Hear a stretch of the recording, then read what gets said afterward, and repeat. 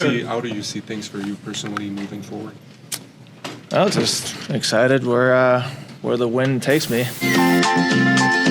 There's a voice that keeps on calling me down the road. That's where I'll always. It's the most exciting and the most soul-crushing day of the year. Locker Cleanout Day. A day that it really sinks in that you can't watch the hockey you really like for like another 4 months plus. A day that allows you to watch some of your hockey heroes come to the realization it might be the final time they're visiting the Habs locker room. Yeah, it might have felt like a rough day, but when you clean up the dust and debris, what you find underneath is a new shiny floor to build on. I'm going to recap some of the things that happened today, so let's talk about it.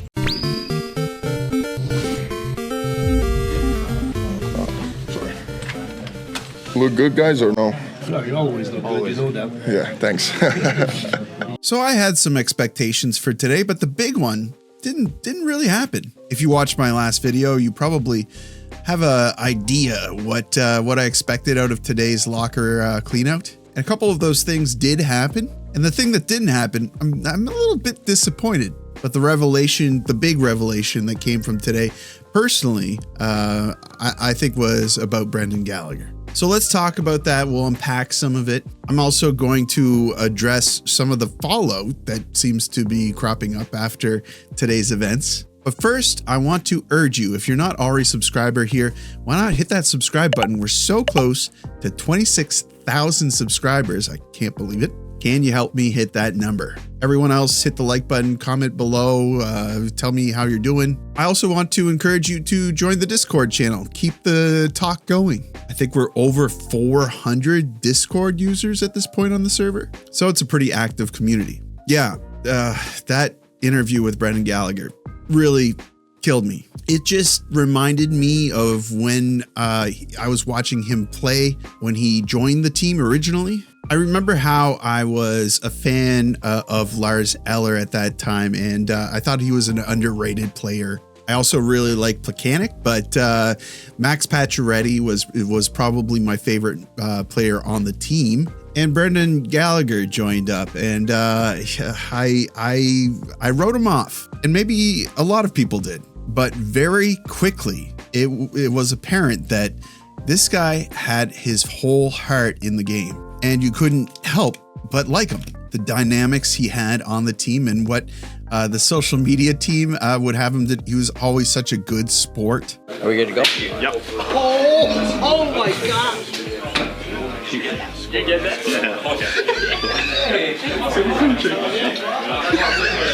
That was hard.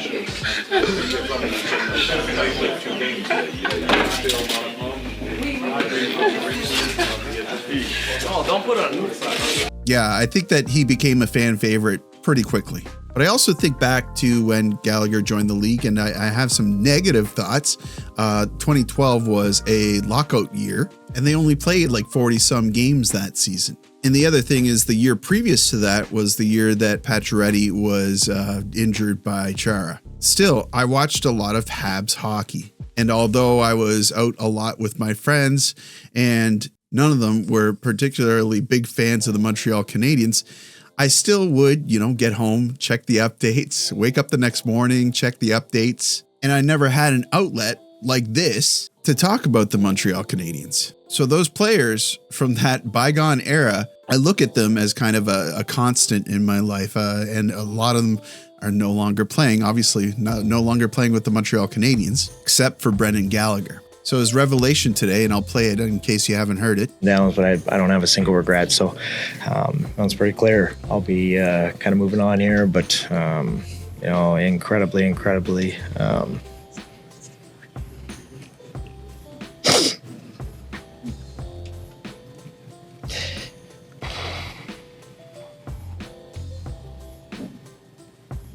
Sorry.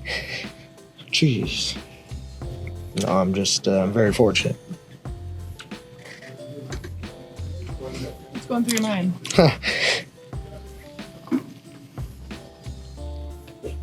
Just give me a second.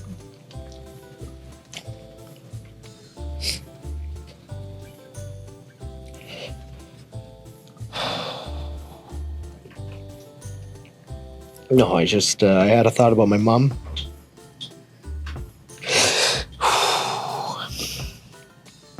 I was just thinking about how the teammates supported me through that, and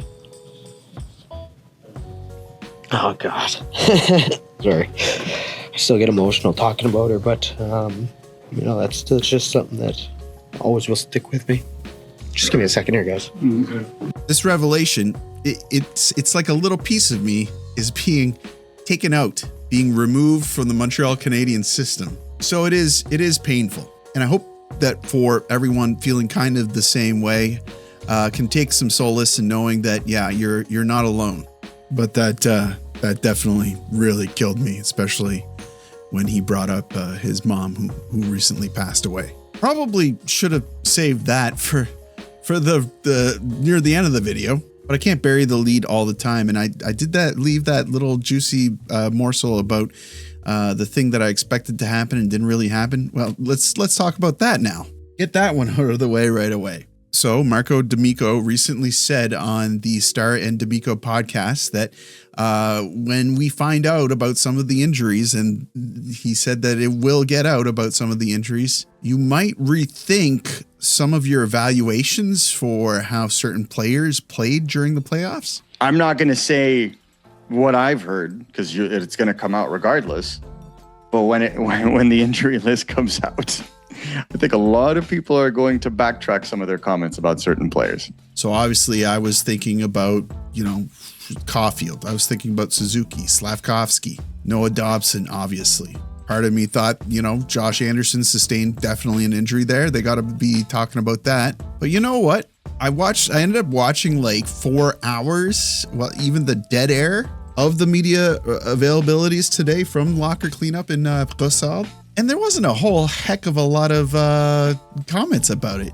Noah Dobson admitted he had a procedure on his hand. So this friggin' guy went out, broke some bones in his hand, presumably, had a procedure on his hand, took the time off to recuperate, but obviously didn't do it the whole way through, and then played with a hand that he couldn't even close all the way. And I would say still performed better than some of his teammates. Although I wasn't super blown away by his play. Like I said in previous videos, I was kind of yelling at him for parts of those last 4 games, but I would take myself back and say, hey, he's dealing with something. Slafkovsky said he was near 100% at the end of playoffs. I don't know if they maybe got together and said, hey, injuries aren't an excuse. Let's be tough. Let's be stoic and not talk about the injuries we sustained or that we were working through. Isn't that kind of like the cool move to pull? But I think it was Kirby Doc that said we're all kind of dealing with something. Everyone, is that right, Doc? Are you dealing with something specific? He didn't elaborate on anything really. But yeah, I feel like they weren't being completely honest with how injured everyone was, and that's fair. I even said that I thought the way the Philadelphia Flyers did it with essentially Danielle Briere saying, hey, these players had the following injuries. Here's a list. It feels a little bit like not a cop-out, an excuse, but not yet like an excuse. I really liked Ivan Demidov's interview, especially the part about being eager to sign a contract in Montreal for a long time. As long as he gets that signed before September 15th, the collective bargaining agreement doesn't kick in on the maximum length of 7 years. So he can sign an 8-year contract. Do you think he'll sign one like Laine Hudson? That would make me very happy. Yeah, there really seems to be a budding relationship between him and Laine Hudson. Both huge hockey nerds, and it's something that they share in common, something that they can talk about. And Demidov feels like Laine Hudson is a good English teacher, and I think I can hear Hudson in some of the words he's been using. But who is a bad English teacher? Who's been your best teacher for English? I mean, probably Laine, because I spent a lot of time with him. Neighbors, how to say it? Roommate. Yeah, so. Who's been your worst teacher? Who's given you some of the... 75. Thought thought that was great. I really hope that Demidov is loving his time. I mean, it seems obvious that he is. He really adds a different dynamic to the team, and I like seeing that. What I didn't really like seeing is Cole Caufield talk so negatively about himself. Yeah, honestly, I sucked. Like, that's just plain and simple. I want to be a lot better. I expect a lot more out of myself, and my teammates and coaches do too. So, I think there's a lot more out there. Nowhere near satisfied with how that went. So, you're getting tough matchups, but you get that all year. So, it has nothing to do with that. I think I could be a lot better, and there's a long way to go. I think saying that he sucked is an overstatement. He had a lot of expectations on him. But the big players from the other teams that they faced, including the Carolina Hurricanes, didn't really shine super bright either. So I think that he performed adequately. Nick Suzuki backed that up by saying, yeah, he's hard on himself and he wants to perform at a very high level, and he holds himself accountable to that. Another player that holds himself accountable and wants to see the team do better next time around is Slafkovsky. What do you think the expectations should be for this team? What are your expectations for this team for next year? The highest expectations, I mean, we, one of the youngest teams, we made it to the Eastern Conference Final, and it wasn't by luck, I think we earned it with our performances, and I think next step is to make it to the other finals, in my opinion, and I feel like that's what everyone here wants to do. I really like the messaging. A lot of it seemed like they're on the same page. They talk about this and they hold themselves to certain expectations, and I think they do so as a team, which is super encouraging. Dobson mirrored kind of the same statements. Dobson's he's super chill. I cannot picture this guy cracking up. And that sentiment about wanting to do better and having high expectations goes all the way to the tippity top, because Kent Hughes and Jeff Gordon also met with the media today. Talked for about 40 minutes. I thought it was really interesting. I really like how Gordon answers his questions. I think it's no surprise that Gordon and Hughes are very good at speaking publicly. Gordon's more so, I believe. But it seems like they have a clear vision, and you hope that the ambition is backed up by the hard work. To be a fly on the wall would be something incredible that I would like to experience for a day or two of them being on the phones and beating other GMs over the heads with questions. But I want to think that they're going to get something done over the summer, and it's going to be something big, and it might include other players from the Montreal Canadiens moving in a different direction. So just prepare yourself for that one. And on the lighter side of things, I thought Dobes had a good quote about the Luke Combs concert and shotgunning a beer. Yeah, well, I was probably more nervous than for some of the games we played, because you're kind of out of your, it's a different feeling going on the stage. Yeah, you gotta perform, and there's no hockey or there's no net, so you're kind of like, oof. That's the first time you shotgunned a beer? I was going to say Ohio State. I did went to I was at Ohio State. That was fun. Some of the clips from that concert and the guys having fun and hanging out you can find them online. It's cool to see them cutting loose. I mean, they've had a long season. Nick Suzuki played how many games? 100 and something. He played a lot of games of hockey this season. They certainly deserve it, unless you ask one individual. After Friday night, the Habs went back to Montreal, and they all laid relatively low. Check that. They went on stage with Luke Combs. I'm not a fan of kind of talking about players in their time off, technically, especially if they're kind of just hanging out. Like somebody gets a picture, you know the pictures I'm talking about. Someone snaps a pic from 30 feet away and it's, oh, they're here. But that's not what happened Saturday night. The Habs leadership group wanted us to see them. And considering what hockey means in that city, considering they've won more Stanley Cups than anyone else in professional hockey, considering what the Bell Center was like prior to those home performances where they were terrible, and considering it was the day after the Eastern Conference Final where you get outshot 109-43 in the final 4 games. I know some people might not like this, but I don't care. That's inappropriate in a city like Montreal. That is inappropriate.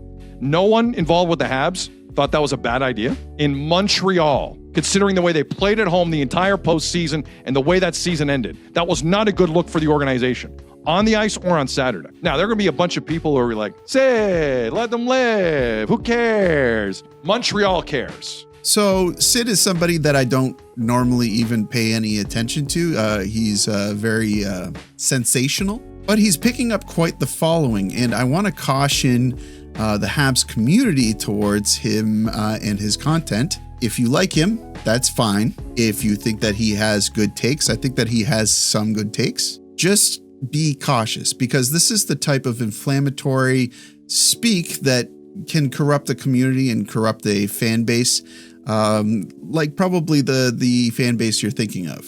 Everything needs to be reactionary. Everything needs to be a big deal. It's the player's fault. It's always the player's fault. The player. Not something we would really like to invite into the Habs community if we could afford to stay away from that. Just my opinion. That's just my opinion. I will say there are individuals, and some I think are bad actors, going out there and saying that Martin St. Louis purposefully did not play Brendan Gallagher, even though that he knew his guys were injured and so on. And Gallagher was a fresh body. And even if he just played 6 minutes, it's better than the individuals they had out there. He should have at least tried Brendan Gallagher. And I kind of get that. But Martin St. Louis wasn't available for comment today. I wish he was. You don't know what goes on behind closed doors. There's really no use in talking about it. And from my view of things, 700 kilometers away, it seems like the Montreal Canadiens locker room is pretty healthy. If the management staff were being